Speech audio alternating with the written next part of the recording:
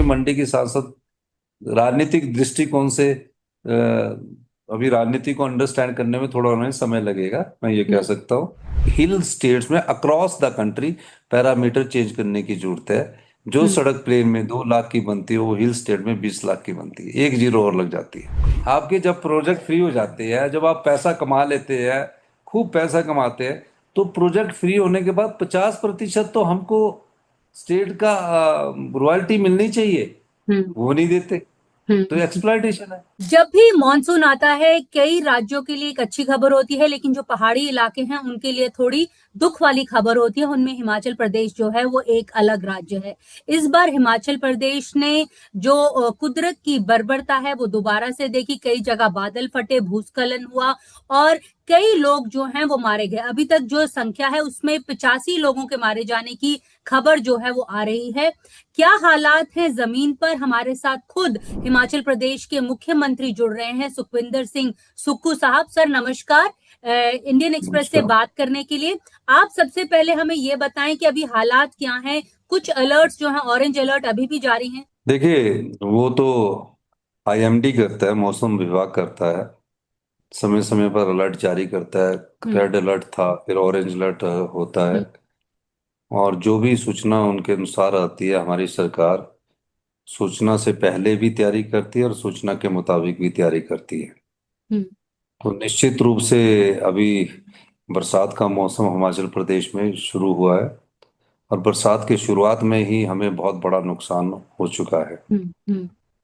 और इतने ज़्यादा क्लाउड बर्स्ट हुए हैं कि कुछ विधानसभा क्षेत्रों में और कुछ जिलों में बहुत अधिक नुकसान होने की खबर मैंने अपनी आंखों से देखी है।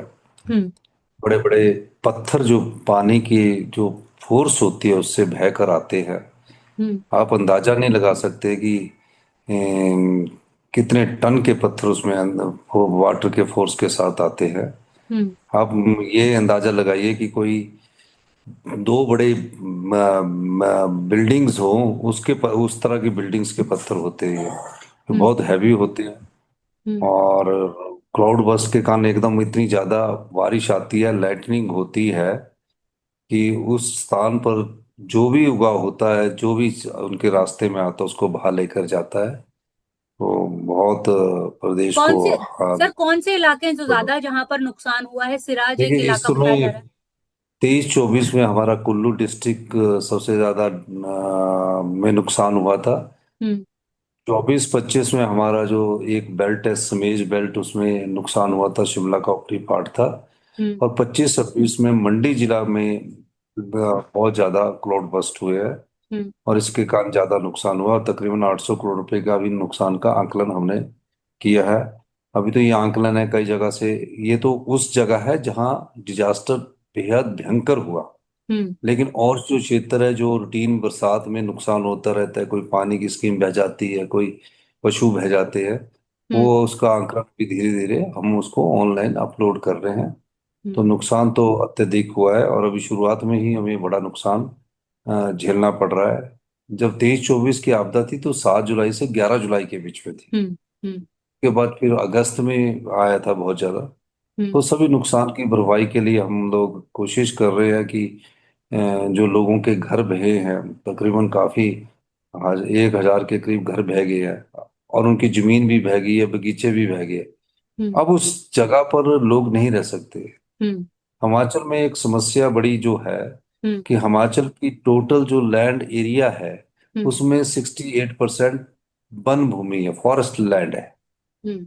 और उस फॉरेस्ट लैंड में भी 28% फॉरेस्ट कवर है। तो जैसे कोल्ड डेजर्ट स्पीति हो गया, वो भी फॉरेस्ट लैंड की हम्म। डेफिनेशन में आता है। हम्म। तो हमारे पास प्राइवेट सरकारी जो जगह है वो 32% बच जाती है। हम्म। तो अगर हमने इन परिवारों को बसाना है तो जो फॉरेस्ट हमारा राइट एक्ट के तहत को ऐसा प्रावधान करना पड़ेगा कि जिनकी 5 बीघे जगह चली गई है उनको 1 बीघा जगह देने के लिए कम से कम हम जो राज्य सरकार आपदा प्रभावित परिवार है उनके लिए हम रिलैक्सेशन केंद्र सरकार से चाहते हैं, ताकि उन परिवारों को बसाया जा सके। हम्म। अब के- ये सब कानून के तहत हम फॉरेस्ट पर कोई घर नहीं बना सकते। बिल्कुल। तो ये बहुत केंद्र बड़ी सरकार से ये मदद मिल रही है, केंद्र सरकार से मदद मिल रही है। देखिए, कि आपदा के लिए सबसे बात हुई है, सबने सहयोग की बात की है। जो मदद है उसका आंकलन करने के बाद वो मदद करते हैं, तो अभी आंकलन वाली उनकी टीम आएगी। अभी तो हम अपने रिसोर्सेज से ही मदद कर रहे हैं। मैं चाहता हूँ कि केंद्र सरकार हमें इन चीज़ों से स्पेशल रिलीफ पैकेज दे, जो कि प्रदेश के हित के साथ और प्रदेश के साथ हम तुरंत प्रभाव से उसको खर्च कर सके। सर, जो पिछले 2 साल हुए थे उनमें जब आपदा आई थी, क्या उसका पैसा मिल चुका है केंद्र सरकार से? और उनकी क्या स्थिति है? उन लोगों को क्या रिहैबिलिटेट किया जा चुका है? क्योंकि लोग हमेशा ये पूछते हैं कि जब आपदा आती है तब तो सरकारें दिखती हैं, उसके बाद उनका पता नहीं चलता। नहीं, ये तो स्टैंडिंग वर्ड्स हो गए हैं अब, कि हम्म। आपदा आती है दिखती है, तो होगा नहीं होगा, दीज आर स्टैंडिंग वर्ड्स। हम्म। सरकारें निरंतर कार्य करती है। हम्म। कोई भी सरकार है, ये मैं हम्म। कांग्रेस बीजेपी की बात नहीं करता, सरकार हम्म। का दायित्व हम्म। निरंतर रहता है। और सबसे पहले अगर कोई रिस्पांस करने वाला तो सरकार के कर्मचारी और अधिकारी होते हैं, हम्म। कोई दूसरा नहीं होता। बिल्कुल, चर्चा का बिल्कुल। विषय तो बथेरा है कि पत्रकारिता के माध्यम से आप चर्चा कर सकते हैं कि सरकार नहीं, सबसे पहला कोई रिस्पोंडेंट है तो वो सरकार है, चाहे कोई हम्म। भी किसी भी पार्टी की सरकार, मैं किसी व्यक्तिगत बात नहीं करता। हम्म। और जो आपदा की बात आपने की कि पिछली 23-24 की जो आपदा आई थी, हम्म। उसमें केंद्र सरकार ने अपना अनुमोदन किया था कि तकरीबन 10,000 करोड़ रुपए का नुकसान हुआ केंद्र हम्म। सरकार की टीम पे। हम्म। अभी हम्म। वो 2 महीने पहले पीडीए कहते हैं उसे, पोस्ट डिजास्टर मैनेजमेंट, हम्म। वो 2 महीने पहले सिर्फ 15% हमें मिला। पंद्रह अच्छा। परसेंट का 15% का मतलब हो गया 1,500 करोड़ रुपया है, और उसमें 500 करोड़ हमको अपना शेयर डालना है। तो टोटल 2,000 करोड़ रुपए का ये पीडीएन ने मिला, जिसमें हम्म। 25% हमें डालना है, तब वो मिलेगा। और उसमें भी काफी कानून लगा दिए गए कि ये करना पड़ेगा, ये करना पड़ेगा, ये करना पड़ेगा। तो वो उस तरीके से वो कार्य नहीं होता। इस समय एक रिलीफ पैकेज ये होता है कि सरकार जो भी चाहे हम्म। तुरंत प्रभाव से करे। पर हम्म। हमने 23-24 की आपदा में 4500 करोड़ रुपए का राज्य के रिसोर्सेज से अपना रिलीफ पैकेज दिया था। हम्म। तकरीबन केंद्र सरकार उतना तो रिलीफ दे देती, हम्म। क्योंकि हमारी पूरी पानी की स्कीमें बह जाती है, पूरे बिजली के खंभे खुट जाते हैं, पूरे घर बर्बाद हो जाते हैं, पशु बह जाते हैं। और हम्म। डिजास्टर जब आता है, ये डिजास्टर जो आता है जब क्लाउड बस्ट होता है, तो जिस गांव में होता है, ये नदी नालों के पास की बात नहीं है, हम्म। ये पहाड़ में जब डिजास्टर होता है तो उससे भी बहुत बड़ा नुकसान गांव के लोगों को होता है। हम्म। हम्म। हम्म। तो 2 साल बाद अगर उसको आप दे रहे हो, तो इन्फ्लेशन ही देख लो कितना हो गया। वो तो 2,000 करोड़ रुपया जो है, वो तो अगर केंद्र सरकार की मदद कर ली जाए और अपना भी शेयर डाल दिए तो 1,000 करोड़ के बराबर हो गया। तो हमने हम्म। तो 4500 करोड़ का रिलीफ पैकेज पहले ही दिया है। हम्म। हम्म। हम्म। तो ये सब चीजों को ध्यान में रखकर तुरंत प्रभाव से स्पेशल पैकेज मिलना चाहिए। सर, इस बार जो क्लाउड बर्स्ट हुआ था, ऐसे सुनने में आया था कि जो एक वैली है वहां पे 4 क्लाउड बर्स्ट इकट्ठे हो गए, जिसके कारण आपदा जो है, जिसके कारण जो है वो लोग ज्यादा इफेक्ट हुए। आप उस क्षेत्र में गए भी थे? चार नहीं हुए, एक रात में वहाँ 8 क्लाउड बस्ट हुए हैं। ओहो, अच्छा। पूरे क्षेत्र में 14 क्लाउड बस्ट हुए हैं, 24 घंटों में। हम्म। हम्म। तो क्लाउड बस्ट क्यों हो रहे हैं, ये स्टडी करने की जरूरत है, जिसमें हम्म। हमारे एनवायरमेंटलिस्ट हो, हम्म। हमारे साइंटिस्ट हो, और राज्य के पहाड़ के जो साइंटिस्ट हो, और जो सरकार केंद्र सरकार के साइंटिस्ट हो। हम्म। ये इसकी स्टडी इसलिए भी करना जरूरी है, क्योंकि भविष्य में क्या स्थितियां पैदा होने वाली है उसको अंडरस्टैंड करना बहुत जरूरी है। और ये हम्म। क्लाइमेट चेंज का फर्क है। हम्म। क्लाइमेट चेंज के साथ मैं आपको कह सकता हूँ कि जो डैम बनते हैं, जब जून का महीना होता है, मई का महीना होता है, तो वेपोरेशंस होती है डैम से। हम्म। हम्म। तो डैम से वेपोरेशन होकर जब हिमालय की सर्द हवाएं हम्म। उनसे वायु का दबाव कम होने के कारण वहाँ टकराती है उन वेपोरेशन से, तो तब भी क्लाउड बर्स्ट एक कारण बनता है। क्लाउड बर्स्ट के समय बहुत लाइटनिंग होती है हम्म। और हम्म। एकदम बहुत अधिक पानी आ जाता है। तो अभी हम्म। अनुमान है कि इसका, पर इसकी साइंटिफिक स्टडी होना बहुत जरूरी है। हमने 23-24 में भी कहा था हमें जो नुकसान हुआ क्लाउड बस्ट में हुआ। इसके अलावा पूरे हिमाचल प्रदेश में नहीं नुकसान होता, मानसून कुछ जिलों में बहुत अच्छा रहता है हमारा, हरा हम्म। भरा हिमाचल रहता है। तो हम्म। इसमें जैसे कि बिलासपुर हो गया, हमीरपुर हो गया, या कांगड़ा के निचले क्षेत्र हो गए, वहाँ मानसून रहता है। जो नुकसान होता है, जो नदी नालों के किनारे जो लोग काफी सदियों से रह रहे हैं, जब क्लाउड बस्ट आता था अत्यधिक पानी आ जाता है, या डैम से जब हम पानी छोड़ते हैं एक डेंजरस स्तर से जब वो बाहर निकलता है, तब ज्यादा नुकसान होता है। अब देखिए, हम्म। डैम हिमाचल प्रदेश में बने हैं, हम्म। 5 नदियां हिमाचल प्रदेश से पंजाब और हरियाणा को और दिल्ली को पानी देती है, हम्म। राजस्थान को भी पानी देती है, और भी हम उनको पानी देना चाहते हैं। लेकिन जो प्रदेश के राज्य के अधिकार है उसको तो हमको उस संपदा में अधिक हक मिलना चाहिए, वो भी नहीं हमको मिलता। हम्म। सबसे बड़ी विडंबना है, हम्म। लड़ते पंजाब और हरियाणा है बीबीएमबी के पानी में। पंजाब हम्म। और हरियाणा पानी के लिए लड़ रहे हैं, पानी हम्म। हिमाचल प्रदेश से आ रहा है। हिमाचल प्रदेश से आ रहा है, लड़ाई वो लड़ रहे हैं। हम्म। और जब हम उनसे बोलते हैं कि बीबीएमबी में हमें 12% फ्री रॉयल्टी हम्म। मिलनी चाहिए, तो उस तरफ कोई ध्यान नहीं देता। हम्म। सुप्रीम, और मैं आपको एक बात और बताना चाह रहा हूँ, इसके संदर्भ में बताना चाह रहा हूँ। हमको सुप्रीम कोर्ट ने बोला कि इनका एरियर बनता है, 14 साल अवार्ड भी कर दिया। हम्म। 14 साल से वो हम पैसा बीबीएमबी से लेने में, हरियाणा पंजाब से लेने में असमर्थ हो रहे हैं। क्यों हो रहे हैं? कि वो कोई ना कोई और अपील अवार्ड को इशू करने में डाल देते। 14 साल हो गए। तो जो संपदा है, प्रदेश की संपदा का कुछ ना कुछ हिस्सा राज्य सरकार को मिलना चाहिए, across the hill state. Himachal Pradesh में टूरिज्म है, हाइड्रो है, बाकी कुछ नहीं है। हम्म। ये ऐसे ही उत्तराखंड में तो कुछ क्षेत्र तराई का क्षेत्र है, प्लेन है, हिमाचल हम्म। प्रदेश में नहीं है वो। लैंडस्लाइड्स को लेकर भी एक बोला जाता है कि जो अनप्लान्ड कंस्ट्रक्शन होती है, जिस तरह से पहाड़ काटे जा रहे हैं, उसको लेकर भी सवाल जो है वो एक्सपर्ट्स उठाते हैं। तो आप लोगों ने इसको रेगुलेट करने के लिए हिमाचल प्रदेश सरकार ने क्या किया है? देखिए, लैंडस्लाइड पहाड़ के स्वभाव में है। हम्म। ऐसा नहीं कि लैंडस्लाइड नहीं होंगे, होंगे वो। हम्म। जो क्लाउड्स बर्स्ट का डिजास्टर है वो अलग है, और हम्म। लैंडस्लाइड्स का डिजास्टर अलग है। उसको आप एक ही आंकलन ना कीजिए। हम्म। नहीं। जब आप सड़क बनाने जब आप अबे। सड़क बनाने के लिए पहाड़ काटते हैं, हम्म। तो उससे लैंडस्लाइड्स होता है, पर पूरे एरिया में नहीं होगा।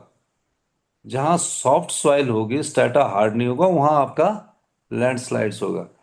लेकिन मैं आपको कहना क्लाउड चाहता बर्स्ट। हूँ कि हमारा तो हर गांव सड़क से जुड़ा है। तो हम्म। 75 साल से तो हम भी तो सड़कें बना रहे हैं। हम्म। हम्म। बहुत कम गांव रह गया जहां हम सड़कें बना रहे हैं। लेकिन हम्म। क्या हो रहा है कि जब ये बड़े बड़े मशीन्स और पोकलैन लेकर लोग, बाहर से लोग आ जाते हैं और बड़े बड़े पहाड़ काटने स्टार्ट करते हैं, उन्हें जानकारी नहीं है कि हम्म।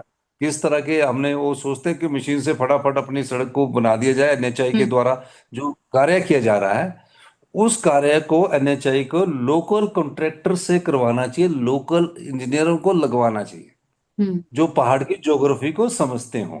हम्म। आपने कुछ तो बयान इससे, कर आपने बयान ये भी दिया था कि आप गडकरी साहब से मिलेंगे तो उनको भी सलाह देंगे। नहीं, मैंने सलाह नहीं दूंगा, मैंने नहीं कहा। मैंने बोला मैं अपनी जो वो सलाह देने का मकसद नहीं है, हाँ। समझने की बात है। मैं उनसे जाके अपनी बात रखूंगा। हम्म। हम्म। तो हम्म। अपनी बात रखने का अधिकार एक व्यक्ति के नाते भी है, एक हम्म। मुख्यमंत्री के नाते। सर, जो वहां पे जो एफर्ट्स चल रहे हैं राज्य सरकार द्वारा, अभी तक क्या क्या एफर्ट्स किए गए हैं? जैसे कि आप बता रहे थे, कुछ पैसा भी दिया गया है, कुछ लोगों को रिहैबिलिटेट करने के लिए बोला गया, उनके घर भी बनाए जाएंगे, रेंट का पैसा भी दिया जाएगा, जो मैं पढ़ रही थी अखबारों में। आप बताएं। देखो, हमने कहा कि जिसके घर चले गए हैं वो गांव के किसी पड़ोसी के पास, वैसे तो हमारी यहाँ संस्कृति के गांव में अगर उनके घर बना तो अपने आप ही रख देते हैं। पर हम्म। हमने हम्म। कहा कि नहीं, कई बार परिवार बड़ा होता है, हम उनको 5,000 रुपया महीना, गांव में रहने वाले व्यक्ति में, किसी भी गांव में रहने वाले किसी पड़ोसी के पास अगर रहता है, चाहे उसको वैसे भी रखते, तो हम 5,000 रुपया महीना किराए का देंगे। शहर में रहने वाले को हम 10,000 रुपया देंगे। खाने पीने का, बर्तन गैस, सारी अभी सुविधा हम उपलब्ध करवाएंगे। और उसके बाद जब उनकी जगह बची होगी, पर अब लोग उन जगहों पे नहीं रहना चाहते, इसलिए हमें वन भूमि की जरूरत है। तो हम्म। हम उन्हें घर बनाने के लिए पैसा देंगे। हम्म। प्रधानमंत्री आवास योजना के तहत केंद्र सरकार सिर्फ 1.5 लाख रुपया देती है, हम्म। जिसमें से 1,30,30,000 केंद्र सरकार देती है, 20,000 हिमाचल प्रदेश की सरकार टॉप अप करती है। हमने हम्म। उनको नियमों को 2023-24 में बदल दिया। हम्म। हम घर बनाने के लिए 7 लाख रुपया देते हैं, हम्म।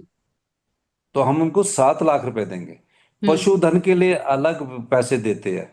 हम्म। घर में जो उनके कपड़े चले गए, कुछ भी बह गया, उसके अलग पैसे देते हैं। हम्म। हर पशु का पैसा देते हैं। हम्म। बिजली पानी का कनेक्शन अलग देते हैं, जो हम आपदा राहत पैकेज लेके आते हैं। तो अभी हम कैबिनेट में उस पैकेज को लाएंगे, और इन अपने हिमाचल के जो लोग हैं उनके परिवारों को बसाएंगे, एक भी घर उजड़ने नहीं देंगे। हर परिवार को बसाया जाएगा, हर बच्चे का, हर माता का ख्याल रखा जाएगा।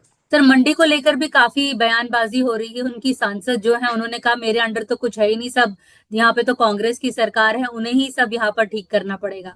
कांग्रेस की सरकार कर रही है और कौन कर रहा है ठीक? हम्म हम ही हम्म कर रहे हम्म हैं। जहां जाकर वो बयानबाजी दे रहे थे वो सड़क भी हमारी प्रशासनिक और पीडब्ल्यूडी अधिकारियों द्वारा ही खोली गई है। अभी कुछ सड़कें हैं जो नहीं खुली हैं, जो जहां पर अभी भी कटी नहीं पड़ी अभी हैं।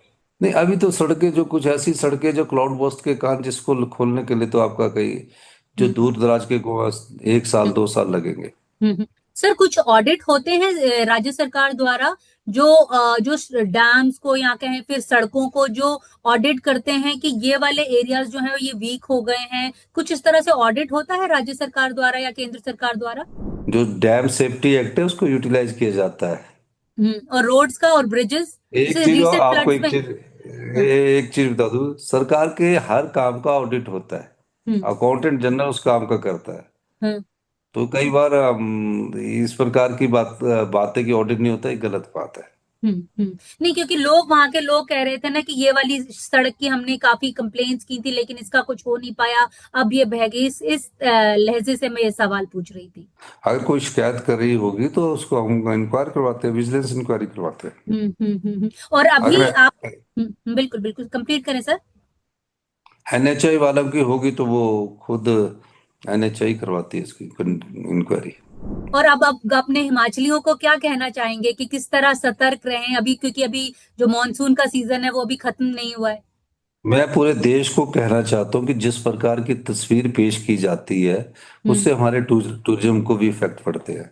हम्म आप मानसून टूरिज्म का भी आनंद उठा सकते हैं, कुछ भाग हमारे मानसून टूरिज्म का आनंद उठाने के लिए हम्म मिड हिमालय के एरिया में बहुत ज्यादा क्लाउड बस्टिंग नहीं होती है। हम्म बिग हिमालय में हमारी बहुत ज्यादा क्लाउड बस्टिंग होती है, तो मिड हिमालय के एरिया में आप रह सकते हैं, प्रोवाइडेड कि आप नदी के किनारे कोई स्टंट दिखाने ना जाएं, प्रोवाइडेड कोई नालों के किनारे ना जाएं। हम्म बस फिर कोई ऐसी दिक्कत नहीं है। अब हम्म 70 लाख की जनसंख्या भी तो हिमाचल प्रदेश में रहती है। बिल्कुल, बिल्कुल तो बिल्कुल और सर। मानसून बहुत अच्छा होता है, कई बार हम्म हम डैमेज हो जाते हैं। तो उसका ये मतलब नहीं है कि हमारा पूरा प्रदेश ही डिजास्टर प्रून हो गया।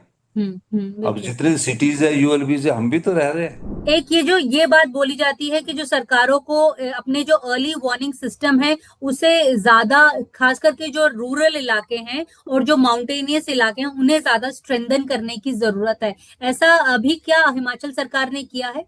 नहीं, ये स्टैंडिंग्स बातें हैं।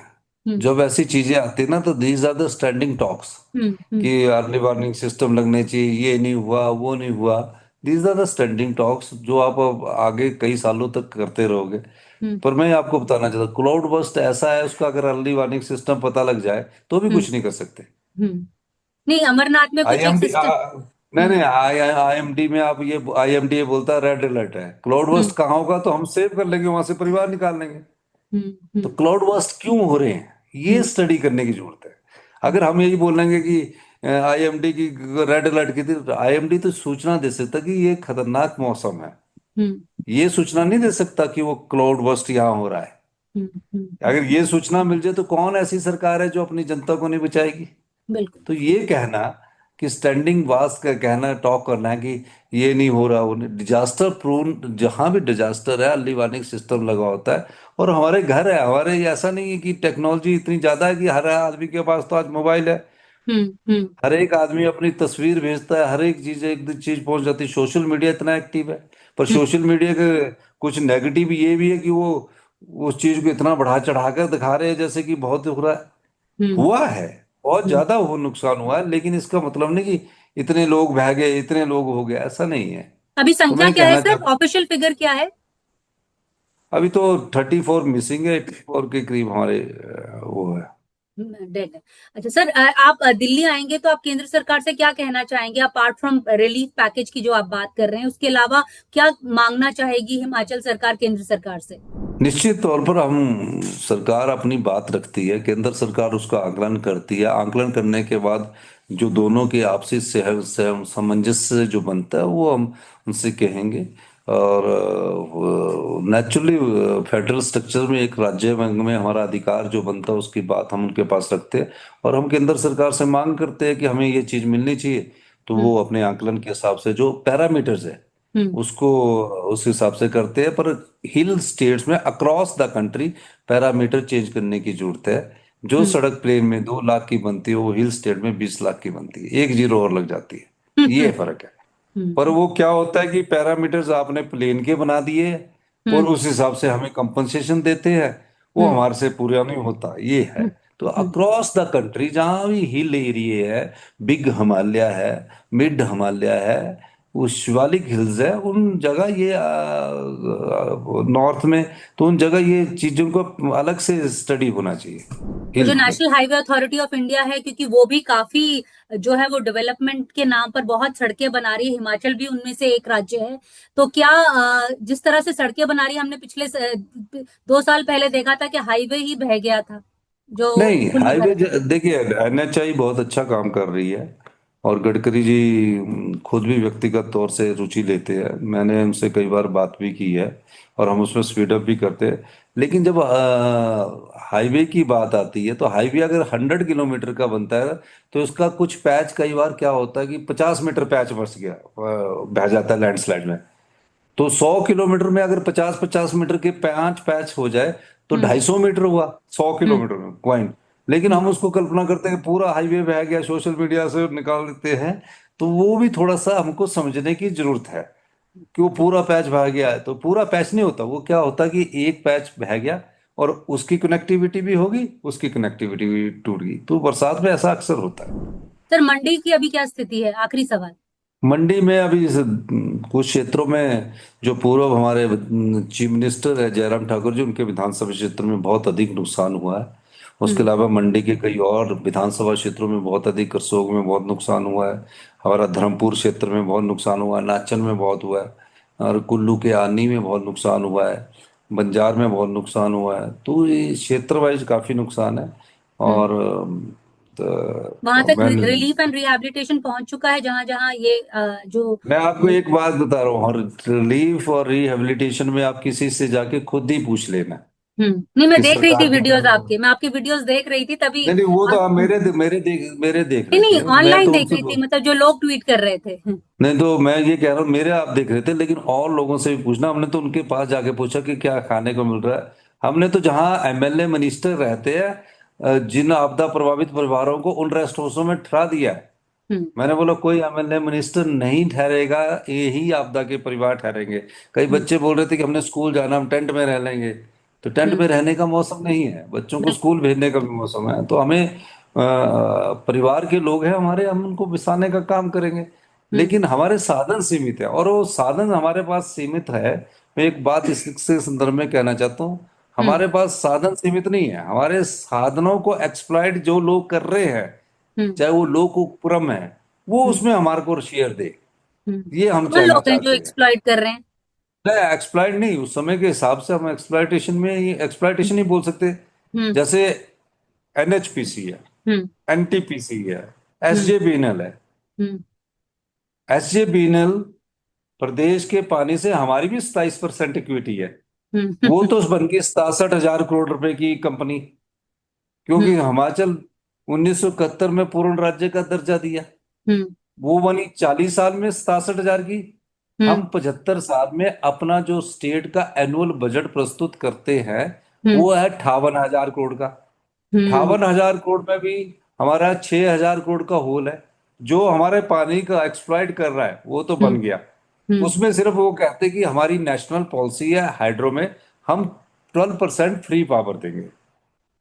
अब हाइड्रो पावर में 12% फ्री पावर देंगे, जो कि कंपनी नहीं देगी, एसजेबीएनएल नहीं देगी, एनएचपीसी नहीं देगी, एनटीपीसी नहीं देगी। वो कंज्यूमर के थ्रू होगा, क्योंकि पास थ्रू है, कंज्यूमर हम्म। के बिल से जुड़ा होगा। हम्म। हम्म। अब हम्म। हम कह रहे हैं कि 12% चलो नेशनल है।